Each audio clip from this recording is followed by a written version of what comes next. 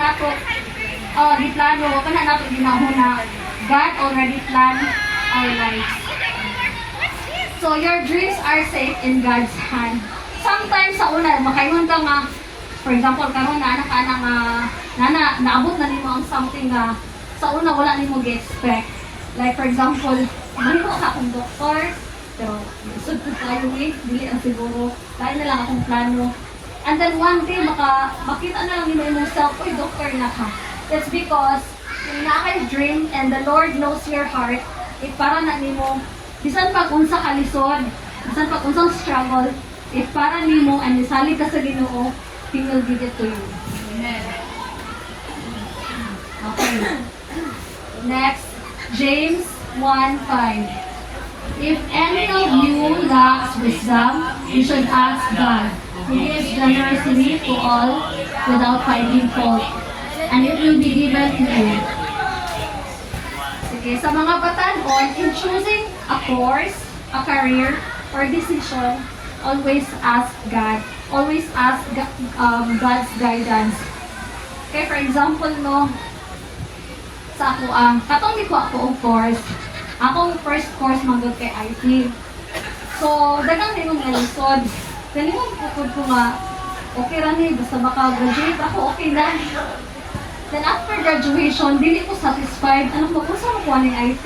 Or di man dyan din ako for telling magama og program, magama og system, mag-sit ako ba computer. So, nitake ko another course, which is education. Gialaw gyapon ni Lord, nakapasar gyapon. Pero pag kanang ranking, wa magugod ka ng talent anang baglahutay o talent-talay, process, pasag document. Yan ako ni Lord na, ano imong gialaw nga makapasar ko? Kay lat passer. Ano imong gialaw nga makapasar ko? Maghabo ko eskwela. Nga ending, dili naman dahil dyan ko masulod ani nga profession. Maka-ask ko niya ba kay, okay naman ta kung nakabunan ko 4 years na ano pa mang gialaw nga muskwela pa ko lain na kong kahabo. But at the end, naarugay kuan si Lord ba na siguro yan kung gitest ba ang faith niyo ba? Faith and patience. Kay eskwela ko anang akong IT, it took me 5 years. Kaya kanang gaskwela din, ako po gabayad sa akong tuition, at the same time, hatag ka sa pamilya. So sa mga wala kailan ako, dili ni dato, dili po mi pobre, kay hatagan naman po mi o pagkaon sa Ginoo everyday, wala naman po mi nabutman. Pero ako papawal sa college ko, nasa trabaho ko sa daytime, then magabi, magbiyahe pa na siya pinakab. Mga dungdung kami before ba nga, uso tong tulis-tulis sa mga pedikab. Pagka alas 9 gani wala pa na siya. Mag-atang na jud mi sa gawas. Timahadlok mi ba nga watit usa siya sa kuan na biktima. So unsa ang nang makaumag sa eskwela pero wala na pud imong papa. Wato may desisyon na lang jud ko nga mundang na lang sa ko. Ako na lang sa bangkod. Pero dili po pasabot nga pag nakatrabaho na ka, kalimtan na nimo ang pag-eskwela. If kaya na mo balik ang eskwela, balik dyan ang eskwela. Kay ma-realize rin mo na nimo nga, yalaw ka sa Ginoo nga makatrabaho, it's because para matagaan mo o importansya ang hard work. Nami kayo sa pamati kung nakatiwas gali ka, pinaagi sa inyong kaugalingon nga hard work. Kay ang struggle na kung struggle is always around us. Every day is a struggle. Pero ang imong struggle with God and struggle nga wala ang Ginoo is very different. So, make a space for prayerful decision making.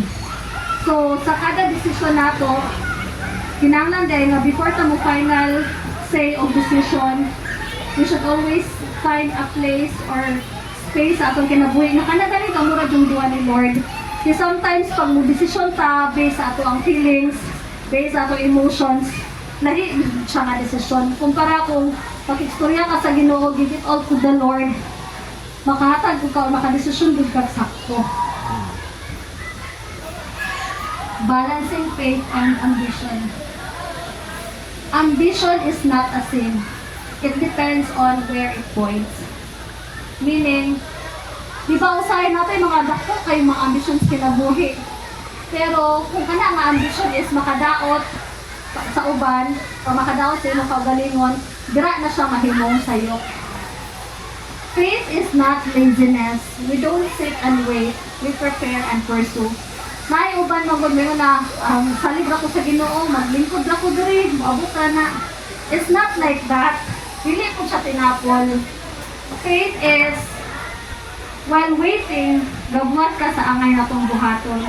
For example, karon mga batanon, since wala ka man human og eskwela, why not example summertime, bakasyon? Why not spend that time nga mo share ka sa imong friends or magtapok mo and kanang di ba, dilig mo dyan ng mga batanon og mga outing, and during the outing, why not mag-share mo og inspiring stories na madala ninyo ang inyong mga friends nato sa Ginoo. Ako may example no, katong last April nga nag-outing ni sa among work, wala kami proper plan good kung mag-unsa mi. So nianak ko nila ni Erica na before ta mag-start mag-sharing sa ta.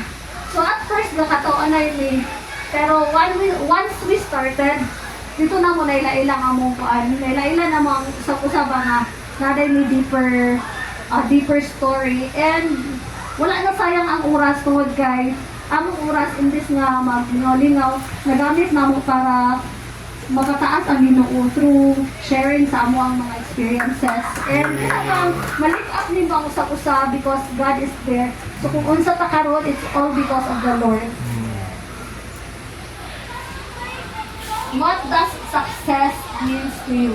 And what does it mean to be successful in God's eyes? So para ninyo, unsa kalos amo makaingon nga successful mo? Is it when... Nanay kwarta.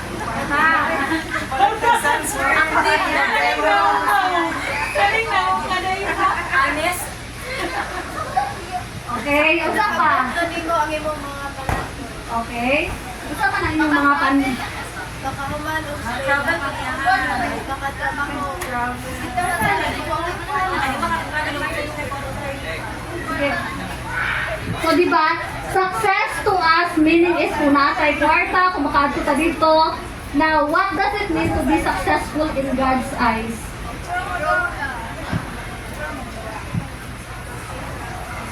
What does it mean to be successful in God's eyes? Eh, di ba, kung kitara mo, ito successful na ko na, ako'y balay, makatravel na ko around, mapalit na ako akong gumagana ang buhaton. Pero sa mata sa Ginoo, kanos siya may nato na successful na kanak.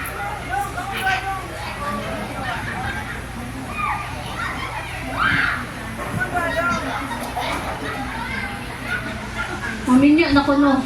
Successful ko na kung maminyo na.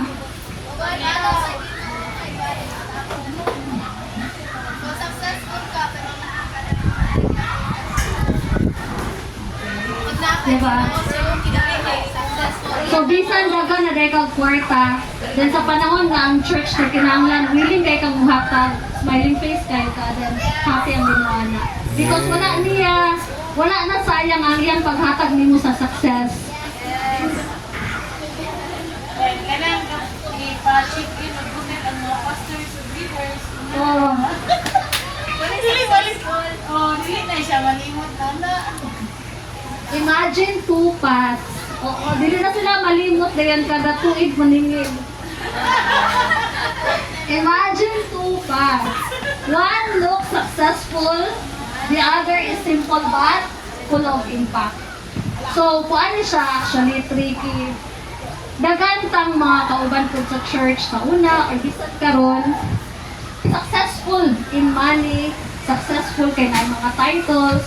Nakoy uban nga successful not because of money but because na siya happy family, na siya kanang security, really about money but about more on kanang peace of mind o security sa peace of mind. Kay example na successful ka sa money, then dagan ting nangutang nimo. Pagkada gabi ni pag kakatulog kay wala ka gibangan sa mga nangutang nimo. Wala siya peace. While the other is dili to sila successful sa financially, pero secured sila. Everyday gihatag sa Ginoo ang kinahanglan nila. Wala sila ga-expect mga unexpected nga mga blessings because ang tinuod na happiness is not just money. Bisan kung unsa kadaghan imong kwarta, kung wala kay kalinaw sa imong kinabuhi, kung wala Ginoo sa imong kinabuhi, dili gud ka masatisfied sa imong kinabuhi.